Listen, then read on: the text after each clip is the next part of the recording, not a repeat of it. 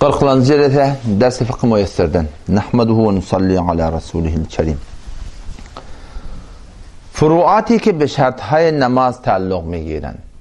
Namazın daşınak fardlar aytdı. Daşınak fardlar näme şol belli zatla duran yerin arasında bolmaklığı, bedenin arasında bolmaklığı, avratın örtülü bolmaklığı, niyet etmekliğin, kıbla bakmaklığın ve tekbir tahrimi Allahu Ekber demektir. Inni şu yan altıdadın kaptalından birisi furuat da, birisi avuncak görünle var.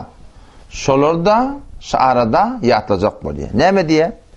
Hop, tadı yankı bir nämet altı fardın biri egmaşın arasında bolmalı. Yani bir vaqt bolýan egmaşın yok bolýar, egmaşın hafalanıptır, burada aytdı şiýak delilleri nämetmeli. Şolar ölçek bolýar. Kesi çizira nemi yabat tabe vesile necaset zahir gerdanat, pes be hamrah necaset namaz bugzaret ve namazı hiç taud ne konat. Teynelekem düzdük etmeyen, buraya etmeyen huatin imanın necaset deyiptir. Yumana su yok, neft yok, geraylı yok, şunu ayrılıyalak. Çünkü nağda dağıtlı bolýar, koyu bolýar, her nemme ayırsan ayramını bolýar da. Om yumana zat yok, bolsa sen şol hafe egmaş bilen namaz okuyup da sonra namazı öğlep okumaklık gerekli bolýar, şonu düşündirjek bolýar. Hem egmaşyň arasynda bolmaklyk farz ki. Ama şular bir ýagdaýa düşsen ki yumana zat yok, pes onna şu suratan namaz okuyup da öğlep okumak gerekli diýip açyk bolýar. Toram ýene bir urun aýtdyr. Bir yerde temahym egmaş tapaňak okumaklyga.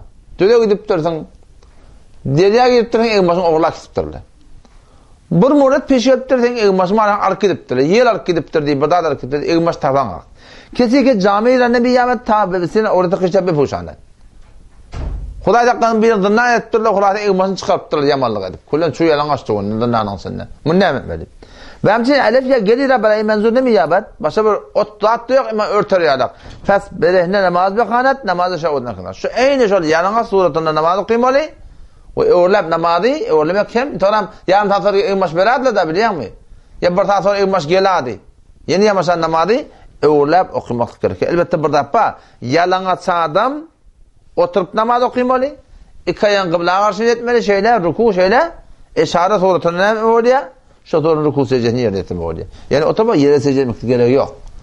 Ruku şeýlece, secdeten tejik, eterazik, iki ayağı da kıblaya karşı bolmaklygy gerek. Toram deyiptir. Bir adam ma deyiptir ki şoň egmaşyny hafa deyiptir. Ýöne bir adyjyk ýer. 4den biri dynna az arasa bir edafa da atdy ýani. Şoňa da ýalaňaç namaz okuymaklyga ejady ýok. Her an keske ýek çarmy jamaş pak bu.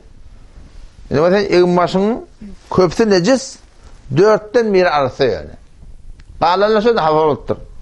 Namazan metor beren jawazny zarat. Sen egmaşyň 4den bir ýerde barakym sen şu arasda bolsa, sen namazı ýalaňçadan okumak gerek ýa. Ona onu güçlendiripdir. Sen egmaşyň kul hemesi hafa bolupdyr da. Kulle de egmaşyň şu dursunlar haram bolýar. Munda da ýene şu haram egmaşyň namaz okumak gowy. Ýalaňaç namaz okumakdan şol egmaşyň namaz okumak gowy. Her an keske jamaş nejismiş evet. Kulle egmaşyň haram bolupdyr. Pes namaz kandan da jamaş nejis beter namaz kandan beter berehlas. Yalaňaç iki aýan kıblaya karşı eşare bilen okuýandan şol haram egmaş bilen namaz okumaklyk gowy diýipdir. Şunu bilinmi? Şu turatyn. Onda haram bol gurýama arda aýtdym, şahsy berehin namazyny neşesi bekanat. Yalaňaç adam namaz okuyjak oturup okuýmaly. Näme ýagdaýda iki aýagyny kıblaya karşı uzatmaly, ruku secdesinde eşare bilen etmeli. Bazen bolýar da şu wagtda görýärsiň. Tarap meri. Adam şeýle şoňa eşare etmeden ejade beripdir da. O nämetdi ona namazlyk goýup şoň maňlaýyn şoňa goýjak goýup başyna goý. Şun geregi ýok aslan. Şeriatda atan edilen näde ne gynalt ýardan. Sen secde etjek bolan ýere secde etmeli.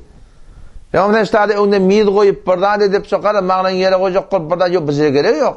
Taň şeriatyň asan etdir rukun şunu ýazak bolan, secden etjek bolan. Bolly sen namazlyga ýa mide ýa birda da secde etmesiň şada manasy ýok ýani. Ondan sonra yeni bir gurun aýtdyr. Ni fardyň bir näme duran ýeriň arasynda bolmaly. Indi duran ýeriň arasynda bolma bolanna bir wagt bolýar sen namazlyňma o tarapyna baran ganjaga adamdyr. O jagadan peşe çykdypdyr. Ama bu tarap arasynda bolsa näme? Bir tarap haram, bir tarap halal bolsa näme? Şonda da namaz okuýdan bolýar diýip açyk bolýar. Namaz gozardan bir guşy jami nejis jaiz. Namaz gozardan bir näme diýip kısmete balaýan pak, kısmetem nejis jawazlar. Namazlyňma keçemişdik her bir bolsun. O tarafında haram mı? Bu tarafa geçen dadı yok. Şu o tarafı öyle akan namaz okuyup buna ecada var. Ondan sonra yeni bir kurun açacak kolya. Birisi namaz kılıyor diye de yu kocuk malafa var hamana. Yani kod namaz okuyamıştın. Adam o kaptanla ne ettirdi? Peşe ediptirdi. Oğlum sen şu yu kocuk malafan şu kıymulladan da o kaptanla kıymullaya da. Güya kaşın hemen ne molli? Necis olan yalak kolya. Ama bir kalınrak burada halim mahulada. Kalınrak burada bir ruh ferşim var.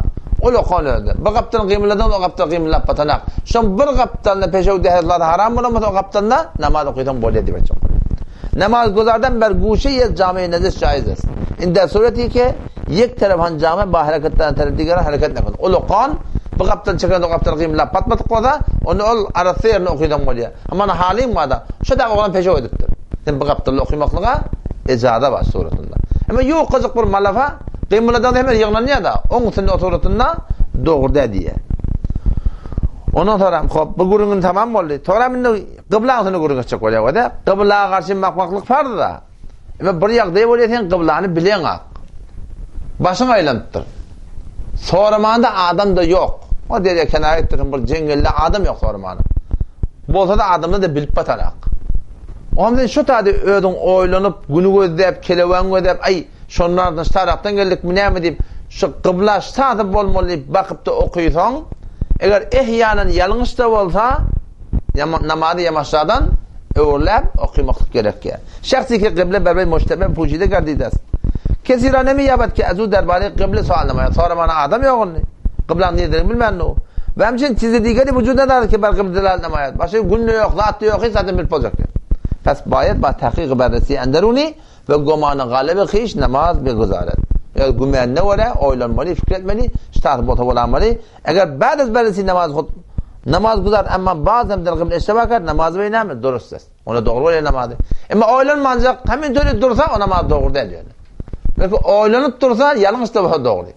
Ama ihyanen namaz okuyup tuqa bir tane başı doğrulanıyor. Ya anırdan bir gelle hey kıble sağ tarafın hadide.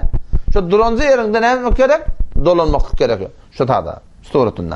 Eğer bazı berresi eğer der esnai namaz ve iştibak hiç peybord ödon anladı kaptanın haber verdiler. Besuyi kıble beşarkat ve namazı hiç edame dehattip. Hop. İnne da yankı fardın içinde biri avratı örtmeklikti da biliyor musun? Avratın örtülü olmalı. Avratın örtülü olmalı namaz da orada da. İnne ne mi diye çok oluyor da? Şaman şu didinden ta göğünün içe bir yırtıqrağa balaq varmışdı.